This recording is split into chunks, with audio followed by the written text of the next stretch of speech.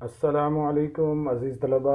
आज मैं उस वीडियो का जवाब देने लगा हूँ जो उस लड़के ने अपलोड की है, और उसने जानबूझकर इंस्टा पे अपलोड की है क्योंकि उधर स्टूडेंट्स काफ़ी सारे हैं और नौजवान तबका है, ताकि बदनाम किया जाए। तो मैं जवाब देने लगा हूँ। तो सबसे पहला जवाब ये है कि लड़का शैतानी अंदाज में बोल रहा था। आपने देखा कि उसका अंदाज़ शैतानी था, तो शैतानी अंदाज में जो बोला जाए वो सच थोड़ा ही होता है। वो उसका मकसद तो सिर्फ फेम हासिल करना था। दूसरी बात यह है कि वो किसका भेजा हुआ था ये भी मुझे पता है। आप जानते हैं कि पिछले साल जब कैंसिल की तहरीक चलाई तो तलबा ने मेरा बहुत साथ दिया। इंस्टा, ट्विटर और चैनल पर मैंने जब अकाउंट बनाए तो धूम मच गई। हर तरफ मेरे ही ट्वीट चल रहे थे, हर तरफ उसी को ही हाईलाइट किया जाता था। कुछ लोगों को जेलसी हुई। तमसील उमर नाम का एक लड़का जो कि सेकेंड ईयर का स्टूडेंट है, वो मेरा फॉलोअर था। उसने मेरे ट्वीट चुराए और फॉलोअर बनाए।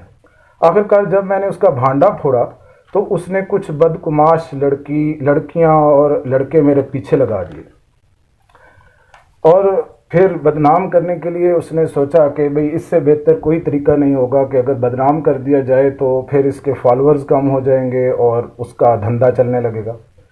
अगली बात बता दें आपको कि जो गेस्ट पेपर्स हैं ये मैं 5 साल से फ्री में दे रहा था, तो इस साल अगर मैंने 1000 रुपए के 3 या 4 चार्ज कर लिए, 3-4 पेपर देने लगा हूँ, तो इसमें क्या बुरा है।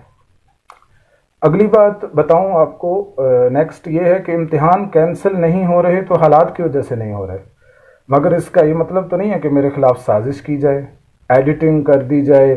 वेब एडिटिंग तो आजकल बड़ी आसानी से हो जाती है। बच्चा बच्चा कंप्यूटर जानता है और आसानी से स्क्रीन शॉट को ज़रा क्रॉप करके उसको सेट करके बदनाम करने की कोशिश की जा सकती है। ये सब कुछ झूठ है, सरासर झूठ है, फेक है, और ये साजिश है। मैं जानता हूँ इसके पीछे कौन है, और सबसे बड़ा इसके पीछे जो है वो यही तमसील है जिसने ये सारी साजिश रची है।